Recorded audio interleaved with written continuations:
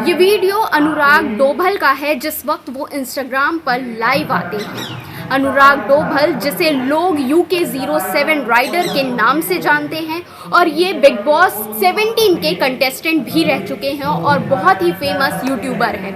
अब आपको बताते हैं कि इंस्टाग्राम पर वो कल लाइव आते हैं और वो ये कहते हैं कि माँ अगले जन्म में आऊँ तो मुझे प्यार दे देना। इसके अलावा उन्होंने कई सारी बातें कही है लाइव आकर। इसके अलावा ये भी बताया है कि वो अपने फैमिली से कितना ज़्यादा परेशान है, मेंटली प्रेशराइज्ड है और फिर अचानक से उन्होंने गाड़ी तेज कर दी। 150 से ऊपर की स्पीड से वो चलाने लगे और उनका एक्सीडेंट हो गया। जैसे ही उनका एक्सीडेंट हुआ वहां पर अफरा तफरी मच गई। पुलिस मौके पर पहुंची और उन्हें मेरठ के अस्पताल में